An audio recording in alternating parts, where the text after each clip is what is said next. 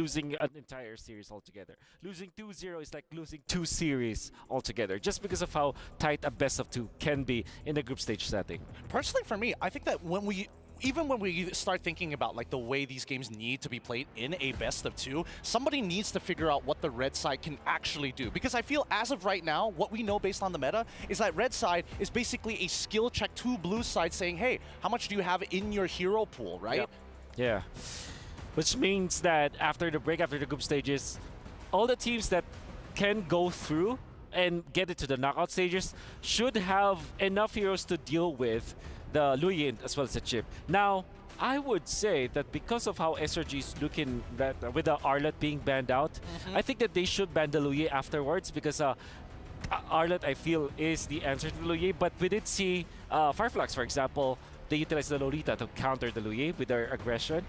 SRG is a team that's more willing to the Luyin, and between Luyin and Chip, I think Luyin probably 100% you will not let go of the Chip, 80% you can let go of the 20% you can let go of the Luyin. No, I totally get you here. I personally think that maybe SRG may have taken a little bit of an idea of how to counter this Luyin. There might be an opportunity for them to actually open it up, because I'm not sure whether Falcons is going to highly prioritize it, right? Because as much as Goodnight is like their most solid player, the rest of the team does need their power picks to really perform. Yeah. This is interesting. You're blue side, but you're banning out the Luyi. Yeah, so what I think here is Falcons are considering getting Harith or Roger. They're going to be running for that kind of pickup, especially because the Ling was already banned anyways. It kind of feels like they are not that prepared against the Luyi. And yeah, it still opens up the draft. Like I said, Roger as well as Harith, they're open. I think SRG might just keep both of those picks open, or maybe just ban a Roger at this point.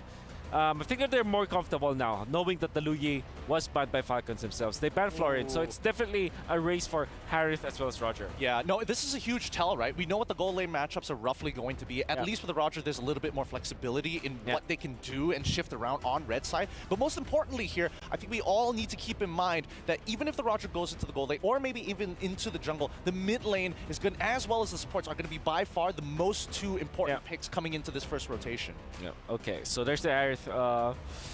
Typically answered by the Roger. Sometimes teams answer it with a Moskov. You can pick that all together, but instead it's Nolan and Roger. If there is a team that I expect to prioritize assassin junglers, should be SRG. They're very comfortable with that. The way that they play it is that they create a lot of chaos around the map, that it's up to Innocent to kind of make the most out of the space that they were getting. So having this Nolan as well makes you react if you're Falcon. You pick up the Cho, for example, maybe get the Tigreal eventually. Hopefully that is an answer for the Falcons esports. But then again, Valentina now is top priority for Falcons to get, because that is the hero that that is the mage hero that you're not that scared of when you're facing assassins. Absolutely. There we go, the Valentina and as well as the Minotaur. I like this a lot personally, right? Because it does tell SRG, hey, even if you want to play safe and you want to dive heavy composition with the Faramis, we still have a good level of counterplay. Yeah. So you answer this with Edith typically. I'm not sure if Terizla should be the case, but I think because of the fact that you already have 2 farm-dependent junglers, now you go back to your typical Terizlas, your Barats in the XP lane. Even Ruby is a good option, so that you'll have a little bit of frontline. Edith as well, it's a good opener here for SRG, because it can be picked up in the mid lane as well as in the XP lane as well as the roam. I mean, honestly, for SRG, picking up the Nolan here, Wolf, you called it right. The Edith has been picked up to deal with the things that Falcon has shown. But again, having this Nolan is, even though it's in the hands of Sakai's, it's high risk. Because what Sakai wants to do is he just wants to outfarm the enemy team. He's going to take his own jungle, he's going to take the enemy's jungle. And for you to do that, your mid duo has to be amazing. And that mid duo has to deal with Minotaur and Valentina. That's right. I think worse yet, we need to also include into the argument EXP laners, right? Because they're going to be the big driving force into invading your jungle, securing neutral objectives, having priority on that side of the map. I don't know if SRG or even Falcons are considering that option, or whether or not they're going to play on the opposite side by saying, hey, we don't want these utility style of junglers. That's right. I think it's worth it for Falcon to ban the Kedira, although I think the normal bans here will be Farsa as well as Novaria, 2 heroes that are decent versus Falcon, but let's see this. But the Kedira is interesting because SRG you have that hero that can actually burst the Harith. You just need another combo for it, maybe get the Kaj afterwards. Or what they said during the round table, Kadira Johnson. But then there's still one component missing. I mean, they only have the last 2 picks, but it would be nice to have the Alex for that global vision to know exactly where they are to make that hit and run work. Yeah. One thing that we do have to say is that Stormy really likes picking up the Aurora, especially when it looks like he's going up against a mid trio that has at least 2 frontliners. So if they see, say, a Boxia, Fredrin, something that's going to be in their faces, he might pick up the Aurora. I love that you brought that up because it's a great hero versus the Harith in a way, because you have a lot of sources of mini crowd controls and a big one with your ultimate, which means that Harith can only purify one of those. You don't want to be frozen in that part, and I do like it. Next up, best option there is the Nana, which also, you know, has this instant hex or transformation we can expect. So yeah, Aurora, Nana are valid pickups here. It's they're both decent against the Valentina. Another option is this Odette that some teams are thinking that it's great versus the Harith, you know? But I doubt that will be the case for SRG, especially with the Minotaur up, as well as the Valentina. You don't want to give a big ultimate to the Valentina like that. So. True. Yeah, that is very scary. Yeah, no, I agree with that entirely, right? I think Aurora probably would be a little bit better in this situation, but what I'm noticing here is that maybe with the bans, well, dedicated towards Ding's side, the Benedetto as well as the Yuzong, there could be an opportunity for Edith to actually get thrown into the EXP and then open things up, maybe with a Grok even, just to walk into the enemy jungle to start scouting early on. That's why I like the 4th pick mid laner here for SRG, because that keeps the Edith flexible at this point. And you're not revealing that much for your composition. With this, Aurora looks really good. So is the Kadira for SRG. I wonder what they will pick up with that. They also have Xavier, which apparently is it's a decent laner because you just go back. Wow. Oh, there you go. Okay. We've called it. Well. Okay. This means that if Xavier's going into that mid lane, that Edith most likely has to be the roam, right? Because in the earlier stages of the game, you really struggle to clear these waves effectively against your opponent, especially when you're up against a Valentina and a concussive Blast Minotaur. Yeah. I mean, you were talking about the Grok, and the Grok could help out as well. So that's right. Even though they got a Xavier, it's still open. Yeah. Do you want an assassin now if you're Falcon to match up with this Nola? Maybe a Hayabusa eventually. Really? I was thinking more just go straight into the box here, right? There's just a lot of I agree. of damage, a lot of layers of damage that you could be mitigating. Yeah, I do agree with you. I think that's a much better pickup, honestly. Baksha, you have a lot of frontline. Xavier will not necessarily be able to stop that, and you have access to the backlines with this Baksha. Then go to Terizla. Paquito. Okay. Okay, they generally fit the same build that you were talking about. You were hyping Ding up to be the guy who plays damage style of EXP. I love it. And that's why SRG are like, no Benedetta, no Swiss Army knife for you, no Yuzong, we'll let you have a Paquito. That's right. How about the Nesmeralda? This is perfect time, dude. Harith and Paquito is there. I mean, of course, the backshot is going to be a little bit of a problem, but there's no actual one-hit delete hero that can actually stop the Esmeralda this time for SRG. Yeah, Another option is the Grok, though. But yeah, I think Esmeralda is great. Gonna take a bit because it looks like player quote coming in from Zorn. He's saying to SRG, do the best for Malaysia. Even though Homeboy's still here, they're like, you know what, you guys are our hope. No, that's just, I mean, it's just facts, right? It's been a while since Malaysia has been put on the map, and better yet, done well during an international. So we have high hopes, and Terizla finally gets locked in for the side of SRG. What are you thinking about this, Wolf? Pretty standard. I think, they can. They really knew how to make this double Roger plus Nolan work. And with that being said, we see an EXP player that does the damage, and we see another Xavier. And with that, the draft has been completed. And when it's completed, now it's time for the casters to shine. It's your turn. Thanks, Lafel, Gideon, and Wolf. Dan Leo Kubangai and Herbert Trex Wagner at your service for this best of two between the champions of MENA and Malaysia. Ain't no unique picks just yet, but it was well written. I like what both teams brought out here. I think both teams brought a very solid, solid in their own right. You got SRG with some heavy artillery in the back and some heavy dive in the front. And then taking a look at Falcons, it's solid. I can see them all grouping up, a little bit of Paquito jabs here and there, but overall just they want to kind of stick together, look for those big Minnow and Fury knockups. Despite this meta being very assassin heavy, I actually appreciate how so many things are valid. Both teams were able to draft a lineup that there's favorable for them that go on different axes of aggression. Here we go, early game up, the first 30 seconds.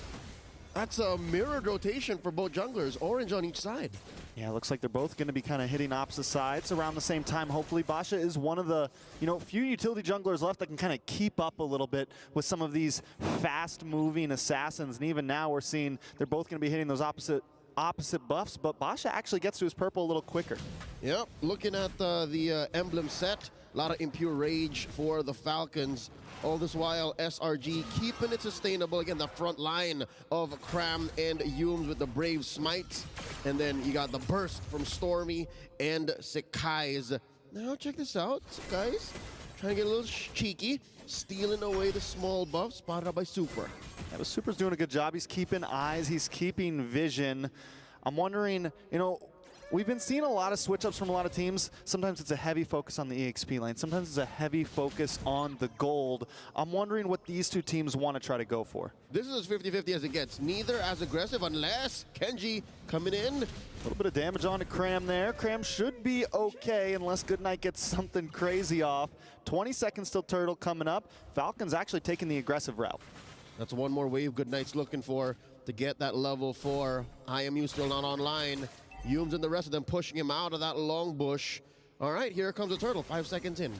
I mean, and I like the way the SRG, they're really kind of, we're seeing mid, we're seeing the roam, we're seeing everyone kind of stick together, getting ready for this Turtle. I got a feeling we might see a big 4v4 as this Turtle comes up. Set guys, keeping vision. And when you have this assassin on the jungle, you don't have to try to force the Turtle, right? You can dive in any moment you want. Yep, and it's Kenji who's incentivized to go a little harder on it. There's the Unite. All right, Ding trying to make his way around the back. That guy's able to take the Turtle, though. Humes not forcing anything, able to step back. A lot of damage on a Ding, though. Minoan's Fury misses everyone. And members of Team Falcon going down. Stunning light, just for good measure, why not? And the Mystic Field. Oh, wow. Impressive how the top teams in MLBB Esports now are able to make the Savior feel like an early game hero. Now the purple in jeopardy. Kenji can't even contest, man. Early on. Grand Theft Purple, look at this. Good night. Can try to keep it. Ooh, good night. Not able to save it. Set guys does take it, and not only the purple was in jeopardy, but Kenji as well. He had to leave. He had to just go over to the orange buff, and now a little bit of damage on Super. Super forced to flicker back, and SRG bringing some aggression in the mid side. Team Falcons, despite being the hometown heroes, are put on the back foot. Very difficult going up against Selangor Red Giants. Again, 4 months and counting, undefeated. Cram jumping in the ding. Ooh, snipe from long range, again, just for good measure. Sekai's probably would have been able to do it himself, but SRG are wasting no time to kick things off. Humes here, one-man enforcer. Keeping in check not just the roamer, not just the gold laner, but even the jungler. Again, Kenji has been having a hard time ever since minute 1. He's been behind EXP as soon as the Turtle started. And now looking at the gold lead, we're approaching 2K. Man, Super and Goodnight are just having trouble even stepping out to that river right now. There is fear in the air. They smell it. They know it's there. Humes just always waiting. Great positioning. They want Super to come out. They want Goodnight to come out. Luckily, they're not taking the bait right now, but what does that mean for their rotations? I mean, it means Team Falcons can only really do so much that Selangor Red Giants allow for it. And you mentioned now, it's the fear of crossing over too much. Kenji forced to use the Ignite. See, usually when you play a Baksha in this current metagame, you want to use it aggressively, the way Carl Teasy uses it, right? Getting in your face, forcing fights when the enemy's not ready. But now SRG, they're the ones who are saying, hey, you dare cross the line, you get punished. Yeah, look at Ding, though. Getting some nice locks on to Set Guys. Might be able to get the kill here. Can he find him? Flickers in. One more hit, but Set Guys gets away. Turtle does go over to Team Falcons. Well played by Ding, zoning them away. They lose Super for it. What do we think about the trade? that's good. I'd like to think that the way that fight went, it's Team Falcons showing, hey, Trex, it's not the fear. It's just the timing. We're waiting for a good engage. And now Lark in the back line. Oh! Ooh, just can't fully follow up. Stormy showing up now. Lark comfortable in the Zmon's force, but we're seeing the pressure be returned. We're seeing some shots coming back from Team Falcons. All right, took a while until some backup came in to help Innocent. But again, that's what SRG is made of. They're so good at synchronizing across the map, of making these plays count, not just one for one, but add up into an eventual conversion. And I think that's one thing that Selangor Red Giants are lacking just yet. Since a lot of the early game was 50-50, like man-to-man defense and lane-for-lane advantage, they really didn't get to bear down on one, meaning no real hard pushes yet. If anything, it's Falcon who made up for that. Look at Lark. He put the turret down bottom almost at half health. So that means if the same turret, if the same turtle engagement happens again in the upper corner now for the third turtle, I think Team Falcons might be onto something. We'll see what happens here. Falcons want to try to get in position for this turtle. You were talking about Xavier being a late game hero and showing some good strength this early on. I would say the same for Lark here. I mean, Harith does well against the Roger early on, but still, he's already chunking. We're only 6 minutes in, and we're seeing those 900 damage marks come up on the minions. We're seeing him just start to, he brought that tower already down a bit. He could be a threat very soon if he's able to get in the midst of things here. Kenji gonna take a little bit of damage. Sekai's able to get involved as well. Cram might be able to get away from this. Should be okay. Cram is forcing things from Team Falcons. Again, I think it's clear now that SRG, they can't let the fear ruin Team Falcons, because Team Falcons, they are champions of MPL MENA. They are champions of the golden season. And I guess that makes sense why Lark is now putting the team on his back. They're trying to fight back. Yume's here, get knocked up, dashing away. Turtle still standing. Both teams now taking this one slow. I think SRG are now showing some respect because Ding keeps coming from the back, but this time he's found out. All right, Ding's been trying that for the better part of the past 2 minutes. And again, it worked out. That's how Kenji was able to steal away that second turtle. And now Selangor Red Giants, although more smarter, turtle still up, just barely. He's getting the knock up. Sekai's able to take it. Dawning Light does come down. Kenji goes down. It's looking rough for Team Falcons. SRG 5-0. The Giants are forcing Team Falcons to pull out another trick. What else you got in your arsenal? We can't keep up this whole Ding. Goes in the back line, responding to Cram's forced engagements. All right, we're over that. What's next? Team Falcons says, you know what? Gold lane has been pretty open, but y'all did leave mid just as well vulnerable. It's a good trade. I think SRG still way ahead, and I think the gold will tell you all about that, but now Ding! Ding flickers back, able to get the bob and weave, the sidestep, the dip, duck, and dive. Gets back to base there. SRG, though, I mean, they broke open mid. Now we're just seeing them rotate across this whole top side of the map. It's looking a little grim. Team Falcons need to, I think, you know, what do they do from here? Do they try to get some towers? Do they try to get some cheeky steals? Do they already start to huddle up? We're only 8 minutes in. Well, about a minute away from a Lord. Team Falcons unable to get anything save for a turret and a stolen turtle. Something tells me now Selangor Giants turn on Team Falcons and they press on the clutch, because now look, they're giving Ding a good chunk of attention. This was not prior what the early game looked like. During laning, it's usual that, again, you mentioned gold lane gets attacked, XP lane gets attacked. Now it's only happening during the power spike. Ding's in trouble. Oh, poor Ding. Ding, ding. Goes the bell. Take Ding a nap. out. I mean, it's go good night. And to be fair, Good Night is one of the anchors of Team Falcons. There really wasn't much for Ding to do here. There was a good amount of CC waiting for him in the back line. There was a sniper down top, and here we go, the dance! The way they disperse out of that Minoan's Fury. Super doing everything he can, but it's not enough. Innocent finds Lark, and now Kenji. This is looking rough. Team Falcons looking for an answer here. No breakdancing here in this street. The way they all just move.